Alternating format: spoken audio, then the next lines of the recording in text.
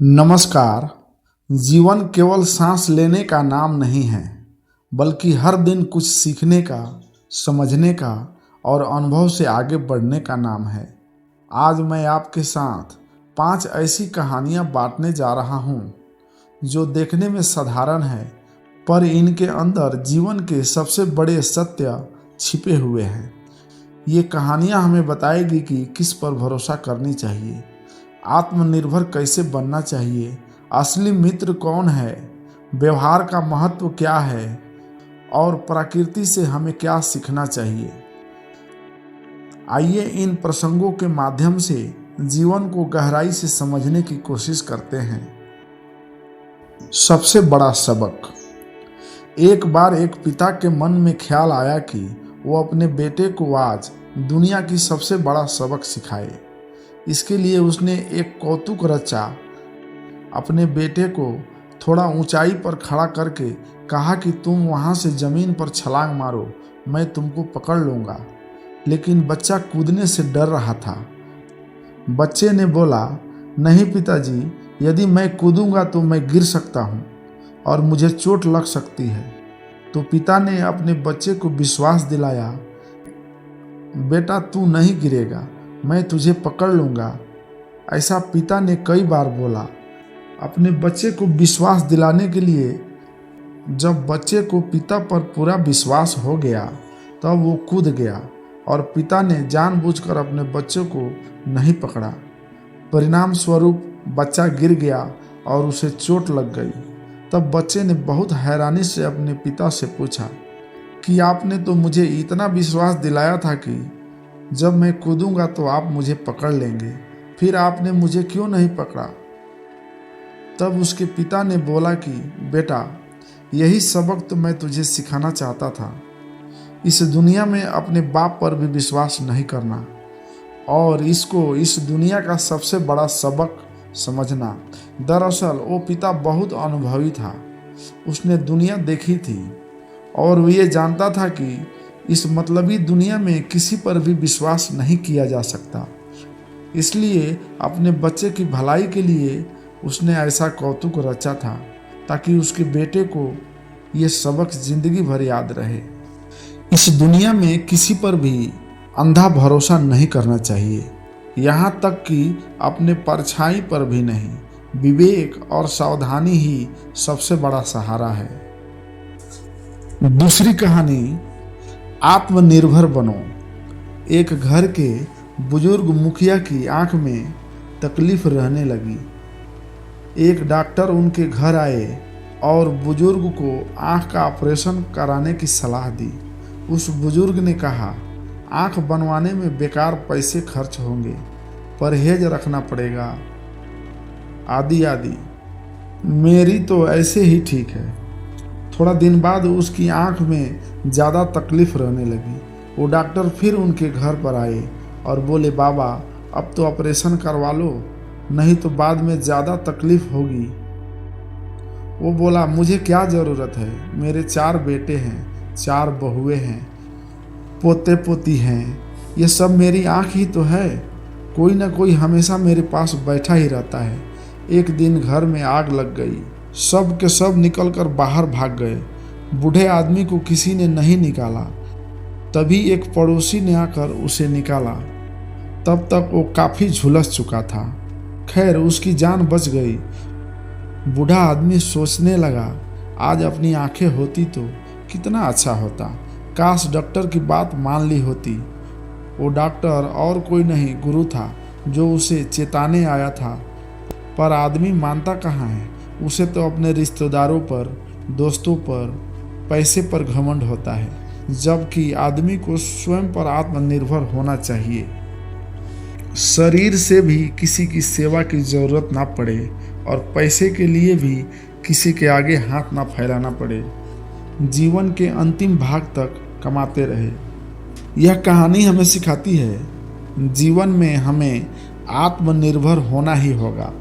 दूसरों पर पूरी तरह निर्भर रहना अंत में दुख ही देता है। शरीर से, मन से और धन से आत्मनिर्भरता ही सच्चा बल है। तीसरी कहानी, असली मित्र कौन। एक व्यक्ति था, उसके 3 मित्र थे। एक ऐसा जिससे वह प्रतिदिन मिलता था, दूसरा ऐसा था जिसे वह प्यार करता था अवश्य, पर मिलता था 1-2 सप्ताह में, और तीसरा ऐसा था जिसे वह महीनों के बाद कभी कभी मिलता था। एक बार इस व्यक्ति पर मुकदमा बन गया। वकील ने कहा, मुकदमा बहुत सख्त है, तो ऐसा गवाह तैयार करो जो कहे कि तुम्हें जानता है और तुम पर लगे आरोप को गलत समझता है। वह व्यक्ति अपने पहले मित्र के पास गया और बोला, एक मुकदमा बन गया है मेरे ऊपर, तुम चलकर मेरे पक्ष में गवाही दो। मित्र उस मित्र ने कहा, देखो भाई, तुम्हारी मेरी मित्रता अवश्य है, लेकिन गवाही देने के लिए मैं तुम्हारे साथ एक पग भी नहीं जा सकता। यह व्यक्ति बहुत निराश हुआ, दुखी भी हुआ। तभी उसे दूसरे मित्र का विचार आया। उसके पास जाकर गवाही देने के लिए कहा।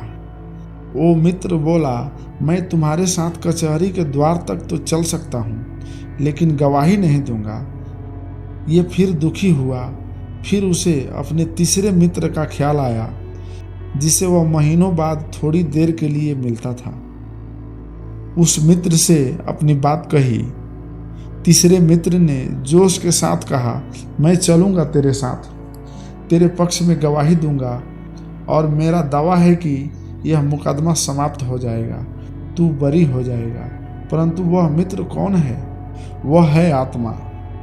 पहला मित्र है धन, संपत्ति, भवन, भूमि, जिन्हें मनुष्य अपना समझता है और जिनके लिए रात दिन हर समय चिंता करता है। दूसरा मित्र है ये संबंधी, रिश्तेदार, पत्नी, बच्चे, भाई, बहन, जिसके लिए मनुष्य प्रत्येक कष्ट उठाता है। तीसरा मित्र है प्रभु प्रेम और शुभ कर्म।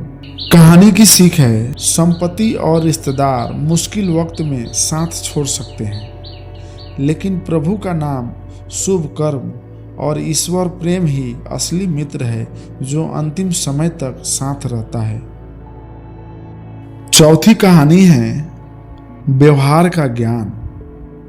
एक गांव की 4 महिलाएं कुएं पर पानी भरने गई तो अपने बेटों की तारीफ करने लगी। एक महिला बोली, मेरा बेटा काशी में पढ़कर आया है, वह संस्कृत का विद्वान हो गया है, बड़े बड़े ग्रंथ उसे मुंह जबानी याद है। दूसरी महिला बोली, मेरे बेटे ने ज्योतिषी की विद्या सीखी है, जो भविष्यवाणी वह कर देता है कभी खाली नहीं जाती है। तीसरी महिला भी बोली, मेरे बेटे ने भी अच्छी शिक्षा ली है, वह दूसरे गांव के विद्यालय में पढ़ाने के लिए जाता है। चौथी महिला चुप थी। बाकी महिलाओं ने उससे पूछा, तुम भी बताओ, तुम्हारा बेटा कितना पढ़ा लिखा है? इस पर चौथी महिला बोली, मेरा बेटा पढ़ा लिखा नहीं है, पर वह खेतों में बहुत मेहनत करता है। वे चारों आगे बढ़ी तो पहली वाली का बेटा आता हुआ दिखाई दिया। माँ के साथ की महिलाओं को नमस्कार करके आगे बढ़ गया। उसी प्रकार दूसरी और तीसरी महिला के बेटे भी रास्ते में मिले और नमस्कार करके आगे बढ़ गए। चौथी महिला का बेटा ने जब रास्ते में माँ को देखा तो दौड़कर उसने सिर से घड़ा उतार लिया और बोला, तुम क्यों चली आई? मुझसे कह दिया होता। यह कहकर वह घड़ा अपने सिर पर रखकर चल दिया। तीनों महिलाएं देखती ही रह गई। इस कहानी की सीख हमें यही मिलता है, जिंदगी में सिर्फ शिक्षा ही काफ़ी नहीं, हमें बच्चों को व्यवहारिक ज्ञान भी सिखाना चाहिए, और ऐसा सिखाने का एक ही तरीका है, हम भी अपने माता पिता के साथ ऐसा व्यवहार करें जिससे बच्चे हमें ऐसा करते देख खुद व खुद सब सीख जाएंगे। पढ़ाई लिखाई ज़रूरी है, लेकिन केवल डिग्री से ज़िंदगी नहीं चलती।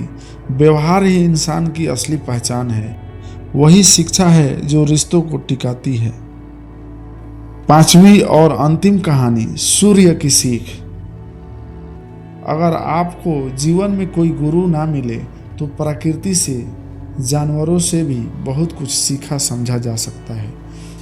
जैसे चाणक्य ने जंगल के जानवरों को, दत्तात्रेय महाराज के प्रकृति को ही अपना गुरु बनाया। सूर्य की किरणें गंदे कीचड़ से भरे तालाब में भी पहुंचती है, सड़ी हुई नालियों में भी, उस खारे हुए समुद्र में भी, जिसका पानी जहर की तरह कड़वा है, हर जगह से वह मीठे पानी को ले लेता है, बुराई को, गंदगी को और करवाहट को छोड़ देता है। ए इंसान, तू भी ऐसा सद्गुण ले ले हर जगह से। अवगुण छोड़ दे, गंदगी पर और कूड़े करकट पर भिनभिनाने वाली मक्खी न बन, शहद की मक्खी बन। मिठास ले, हर जगह से सुगंध ले, अच्छाई ले। परंतु सूर्य हर जगह से मीठे पानी को लेकर करता क्या है? क्या स्वयं पी जाता है? नहीं, इस मीठे पानी को वह भाप और बादल बनाकर जमीन को वापस देता है, ताकि कुएं, तालाब भर जाए, नदियां भर जाए, पहाड़ों की चोटियों पर दूध की तरह सफ़ेद बर्फ जग उठे, खेत लहलहा उठे, इंसान और पशुओं को पीने का पानी मिल जाए जो उनके जीवन का आधार है। ये इंसान, तू भी ऐसा ही कर। गुण है तेरे अंदर, खूबी, शक्ति है, धन है, तेरे पास ज्ञान है और विज्ञान है। तू भी इससे दूसरों की भला कर। सूर्य प्रकाश देता है, कभी अंधेरा नहीं देता, ताकि लोग वास्तविकता को देखे, सच्चाई को देख सके, ठीक रास्ते पर चले, भूले और भटके नहीं। ए इंसान, तू भी ऐसा कर। दूसरों को प्रकाश दे, उनके लिए अंधेरा मत पैदा कर, उन्हें वास्तविकता और सच्चाई की ओर ले जाने का रास्ता दिखा। उन्हें झूठ, पाप और अज्ञान की तरफ ले जाने का यंत्र मत कर। मित्रों, ये 5 कहानियां हमें यह सिखाती है कि जिंदगी केवल जीने के लिए नहीं, बल्कि जीने के लायक बनाने के लिए है। भरोसा सोच समझ कर करें। जीवन में आत्मनिर्भर बनो। व्यवहार में मधुरता रखो। असली मित्र केवल प्रभु और शुभ कर्म है। और सूर्य की तरह हर जगह से अच्छाई लेकर उसे बांटो। अगर हम इन शिक्षाओं को जीवन में उतार ले तो यकीन मानिए, जीवन की हर कठिनाई आसान हो जाएगी। आप सभी को यह विचार और यह कहानियाँ अगर दिल तक गई है, आपको ऐसा लगा है कि यह उपयोगी थी, तो इसे कृपया अपने दोस्त, मित्रों और साथियों तक जरूर पहुँचाए। ऐसी ही और विचार और कहानियों के लिए हमारे चैनल को सब्सक्राइब करने का भी विचार करें, ताकि हमारी अगली कहानी और वीडियो आप तक पहुंच सके। आपसे हम आशा करते हैं एक अच्छा सा कमेंट भी आपकी तरफ से हमें मिलेगा और हमें भी सपोर्ट मिलेगा, और आप लोगों को भी हम ऐसी कहानियां सुनाते रहे। ईश्वर आप सभी को हमेशा खुश रखे। धन्यवाद।